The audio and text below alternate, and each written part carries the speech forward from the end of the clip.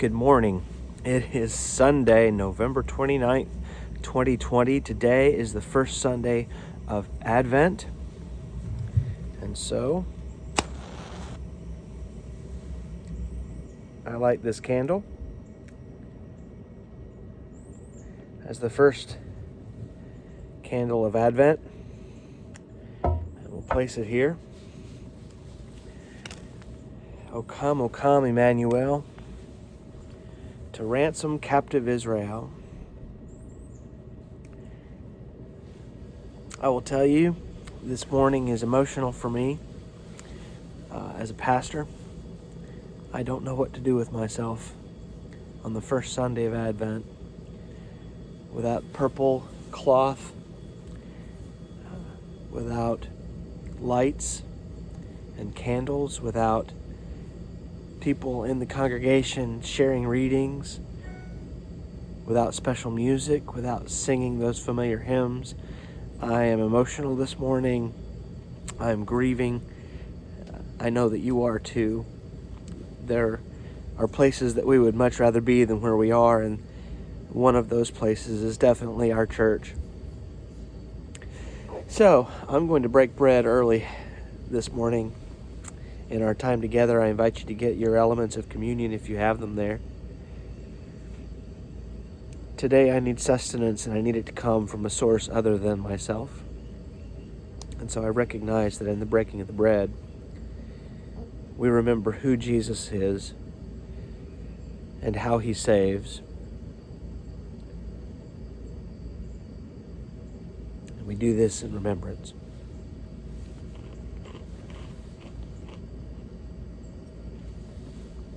So too we lift up the cup.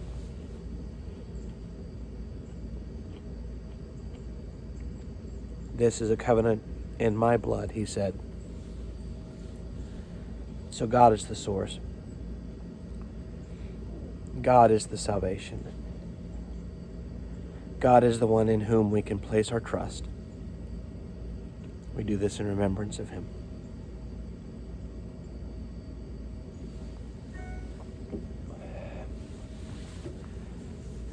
Let us pray.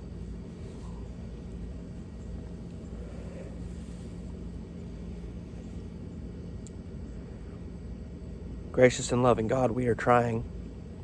We are doing our best. We are decorating and we are buying gifts. We are doing all the things that we normally do this time of year, and yet normal is not a word we would use to describe our current time.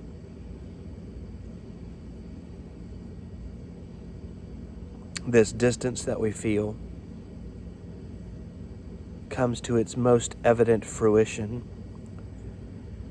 Those of us who have for our entire lives risen and put on our very best and gone to a place of grace and hospitality, of acceptance and warmth. We have dedicated ourselves to a church, not a building or a place, as special as that is, but to a family. We've dedicated ourselves to a people, to a cause that's greater than ourselves, to you. And God, we have been richly blessed with that relationship, and you have given us much, and we feel that so evidenced at Christmas. How do we speak of greenery? How do we speak of joy? How do we talk about angels when we don't experience them collectively, when we don't experience them joyfully, when we don't have the familiar choruses and carols?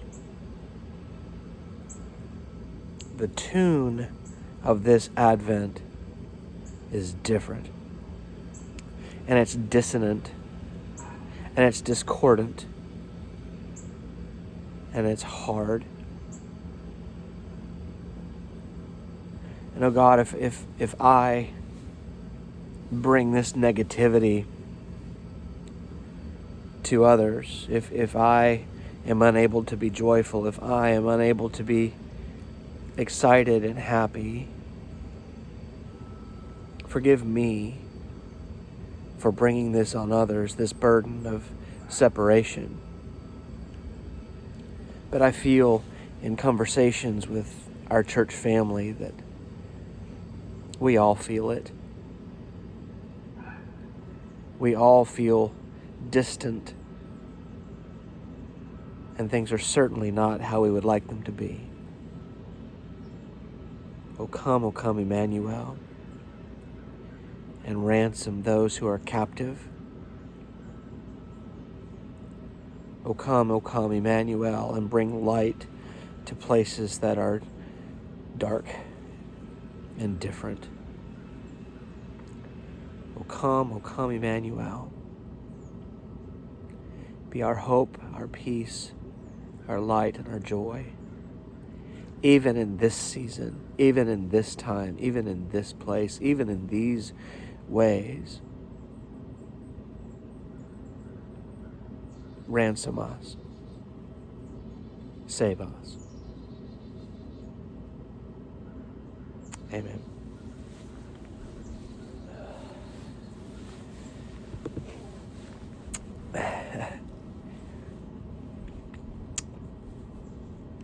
You can see the scripture for this morning on the page there on the church website, and I hope this continues to be a meaningful way for you to express your faith.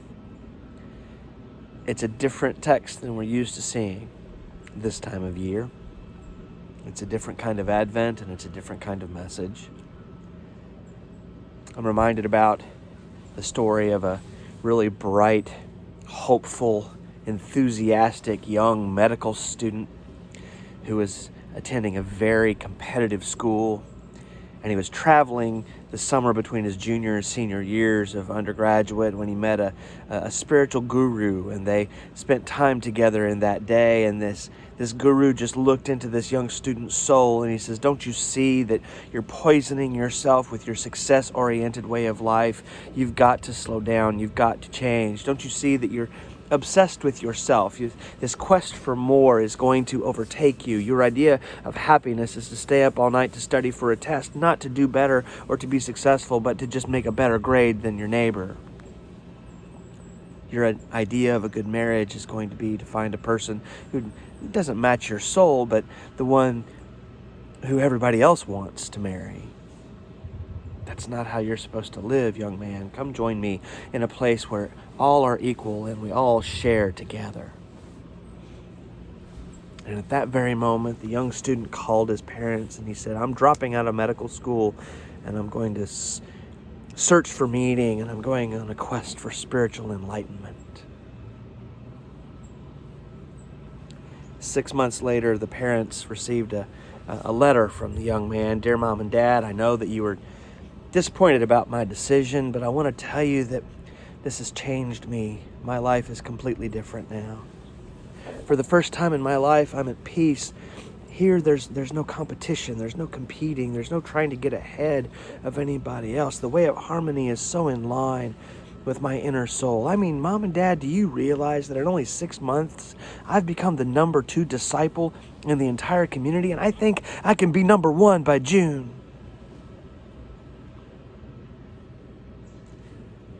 There's a quote attributed to Ben Franklin: "A man wrapped up in himself makes a pretty small bundle."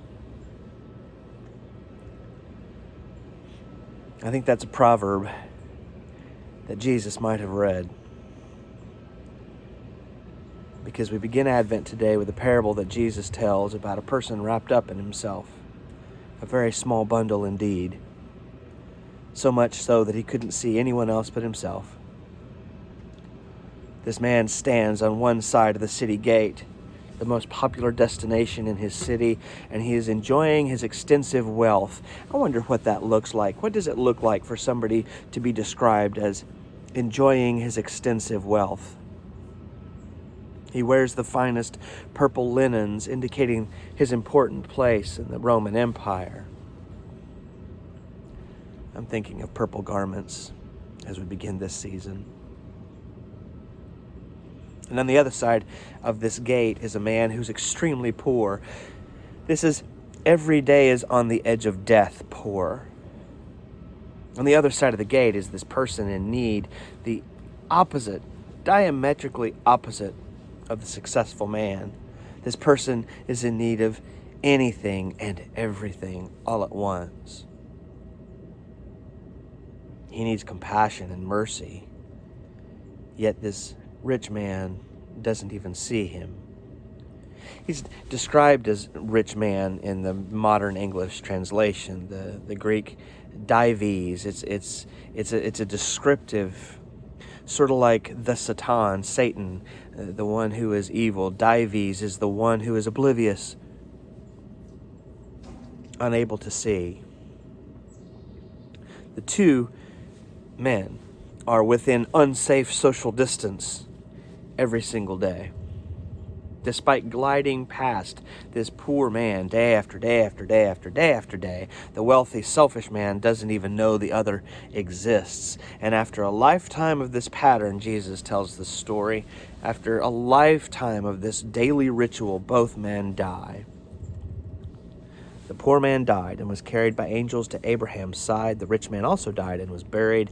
While being tormented in the place of the dead, he looked up and he saw Abraham at a distance with Lazarus at his side, and he shouted, "Father Abraham, have mercy on me. Send Lazarus to dip the tip of his finger in water and cool my tongue, because I'm suffering in this flame." But Abraham said, "Child, remember that during your lifetime you received good things, whereas Lazarus received terrible things. Now Lazarus is being comforted, and you are in great pain. Moreover, a great chasm has been fixed between us and you. Those who wish to cross over from here to you cannot. Neither can anyone cross from there to us." It seems that in the eternal by and by, the social places of life are reversed. And notice that the rich man, Dives, finally sees the poor man called Lazarus, but only when Lazarus is in the place that Dives desires to be. He is no longer oblivious to him. He is an obstacle to him. He is in his way. And even then, once he finally notices, he wants Lazarus, this poor man, to serve him. Cool my tongue. This caricature of this opulent man in purple has an important message to give us as we adorn our sanctuaries and rituals with purple. We cannot be right with God this Advent while at the same time we oppress the neighbor. We cannot be right with God while simultaneously ignoring the other. We cannot be right with God while failing to show mercy toward one in need. We cannot be right with God without vision, without opening our eyes, without seeing our world. We cannot welcome the royalty of Jesus in purple unless we understand what kind of royalty Jesus is. And this story is a weird way to start Advent. It's not at all an Advent sort of text, the season of preparation before we celebrate the birth of true royalty, but it makes perfect sense to me to use it today because we talk of hope and peace and love and joy, and we've got to know the stakes of what brings those things to life. We can't light candles of hope, peace, love, and joy without understanding the fuel by which they burn. In the midst of all that's going on in the world, the pandemic and the cries of people, not just in our country, but around the world, about systemic oppression and injustice and economic pain. In the midst of all that's going on in the world with rising numbers of drug abuse again and the increasing gap between the haves and the have-nots, you and I cannot start this season of gift wrapping if we are wrapped up in ourselves. As good old Dr. Phil says, it's not about you. As much as I understand that commerce and the exchange of goods or services for money is the grease that lubricates our society and our culture, we cannot buy our way to the manger. We who await the hope of Christmas cannot ignore our neighbor on the way to the manger. We cannot be oblivious to others on the way to the manger. As badly as we want to get there, as badly as we need to get there, we have to bring others with us. We can't be oblivious. Is that not the sin of Dives? Obliviousness? On the way to the manger, we can't ignore the needs of other people. On the way to the manger, anticipating good news for ourselves, our salvation, our forgiveness, our deliverance from our sin. We can't perpetuate that sin by ignoring the needs of those right on our doorstep. That's the juxtaposition in this story. And in the Greek language, it's even more apparent. This separation on one side of the gate versus the other side of the gate is more than just the physical 12 inches of the thickness of whatever sort of wall it was. It might as well have been just a chasm the size of the Grand Canyon. You and I, this Advent season, this time of preparation, cannot be vessels of God's mercy and God's compassion if we are wrapped up in ourselves. You can't physically wrap a gift if your hands are bound. This is not who God made us to be.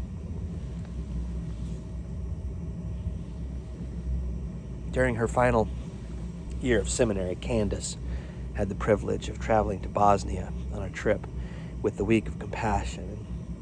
They saw the work that our church had done helping Bosnia rebuild in the 1990s after their war and after the genocide there. In one of the towns this young seminarian visited, she met with the mayor, and during the conversation, they all noticed that there was this row of houses, dozens and dozens of brand new houses around the town square that were beautiful, just beautiful, brand new, and yet they were empty. On the outside of each one of these houses was a painted logo, a stamp of a well-known international relief organization. And so they asked the mayor about this, and apparently after the war, most of the houses in the villages had not been destroyed like they had been in other places. But the animals that they needed to make a living had either been run off or had been killed.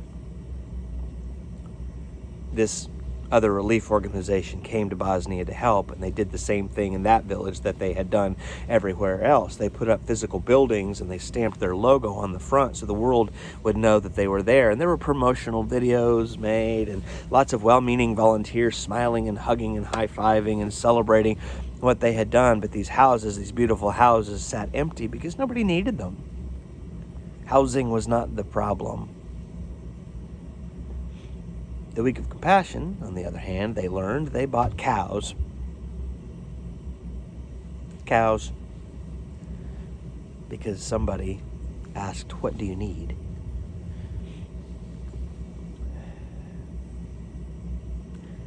The sin of Dives is not that he was rich. Having money and being sinful are not the same thing. His sin was that he was blind in his state of wealth. He was blind to the real human need around him. He was blind to his complicity. He was so wrapped up in himself that he couldn't see the need on his own doorstep or the person on the other side of that chasm, that simple little gate. So it begs the question, what gates are in your life? What daily path, what daily habit, what daily journey takes you into the vicinity of the other?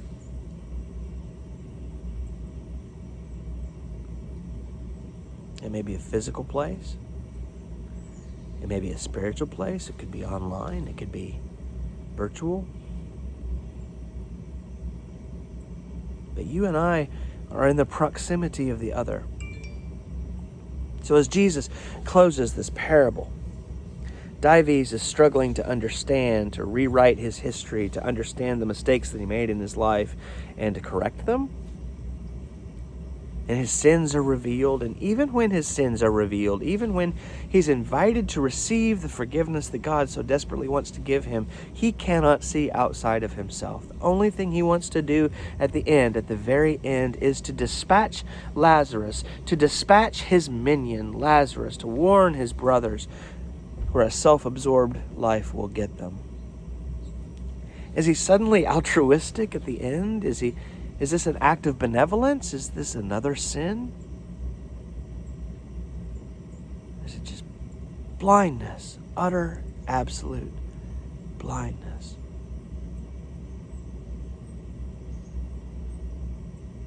God has graced you and me with the gifts that we need to be vessels of God's mercy, to be deliverers of the gift of compassion. Even if we feel ill-equipped to do so, maybe even especially when we feel ill-equipped to do so. And now the church calendar, this beautiful church calendar, has started a brand new church year for us. The church calendar has provided us a season, a whole season, to use those gifts, to explore the way that we can give them and share them. We have a season. We have the whole month of December to explore the human potential for redemption and grace. We have a chance to embody hope for somebody, for anybody. That hope of Advent, that totally unselfish hope, that expansive, grace-filled, realistic hope that our true source of grace is from God. We have a month to explore our place in God's activity in the world. We have a whole month to envision our rebirth as agents of grace, a whole month to recognize God's mercy and compassion in our life and to find concrete ways to bring that to life for others, to provide a glimpse of how powerful it can be, even if we're not worthy or able. God is. Even if we don't believe we have anything to share, we still have this month to try, this time, this season. But the truth is, you and I cannot be a gift of God's mercy or God's compassion if we're all wrapped up in ourselves. So may the good news of Advent confront us today and show us how we can use our gifts to reveal God's true hope.